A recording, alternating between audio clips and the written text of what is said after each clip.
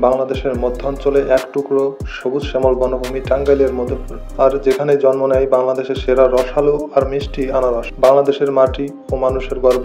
টাঙ্গাইল জেলার দক্ষিণ পূর্ব অঞ্চলে অবস্থিত মধুপুর উপজেলা। এটি হলো বাংলাদেশের অন্যতম শ্রেষ্ঠ আনারস উৎপাদন এলাকা।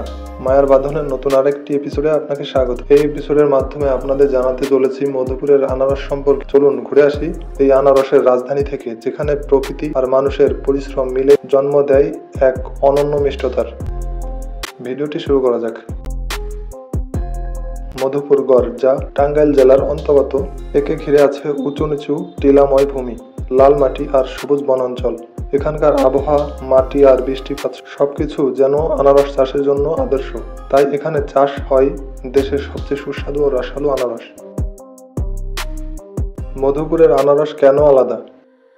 মধুপুরের আনারস, যা স্থানীয়ভাবে গৌরী আনারস নামেও পরিচিত, এটি স্বাদে অতুলনীয়। রং উজ্জ্বল হলুদ, রসালো, নরম টেক্সচার, অত্যন্ত সুগন্ধি।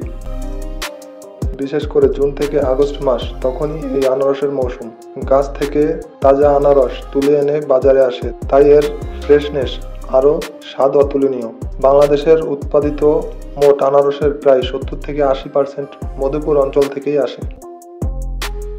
বাংলাদেশে প্রতি বছর প্রায় 5 লক্ষ মেট্রিক টন আনারস উৎপাদিত হয়, যার একটি বিশাল অংশ আসে মধুপুর থেকেই। শুধু তাই নয়, আন্তর্জাতিক বাজারেও মধুপুরের আনারস বিদেশের রপ্তানি করা হয়, মধ্যপ্রাচ্য, ইউরোপ সহ বেশ কয়েকটি দেশে।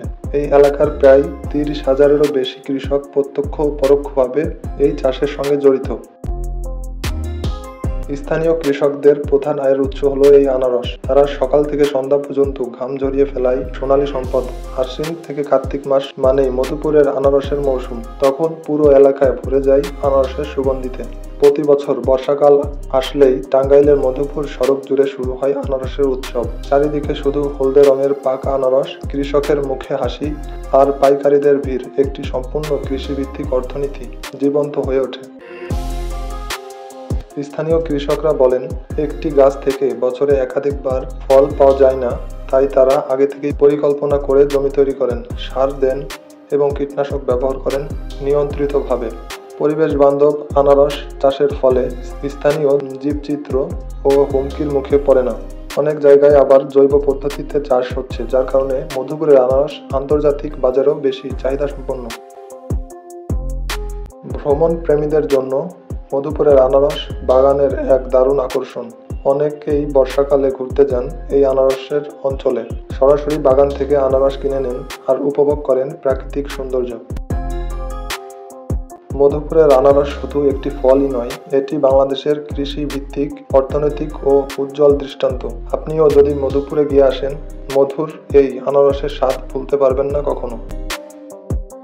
মধুপুর শুধু একটি ভূখণ্ড নয়, এটি একটি অর্থনৈতিক প্রাণকেন্দ্র, একটি স্বাদের গল্প আর হাজারো কৃষকের পরিশ্রমের প্রতিচ্ছবি। এই মধুপুরের আনারস শুধু স্বাদই নয়, এটি বাংলাদেশের একটি ব্র্যান্ড, একটি সম্ভাবনা। তাই যখন পরের বার আনারস খাবেন, একটু চোখ বন্ধ করে ভাববেন, সেই রসালো ফলটি হয়তো এসেছে মধুপুরের সেই টিলা আর লাল মাটির বুক থেকে। এরকম রহস্যময় ও আনকমন ভিডিও পেতে আমাদের চ্যানেলটি সাবস্ক্রাইব করুন। ভিডিওটি ভালো লাগলে লাইক করুন এবং বন্ধুদের মাঝে ভিডিওটি শেয়ার। দেখা হবে আরও একটি নতুন এপিসোড নিয়ে। সেই পর্যন্ত ভালো থাকুন, সুস্থ থাকুন। ভিডিওটি শেষ পর্যন্ত দেখার জন্য ধন্যবাদ।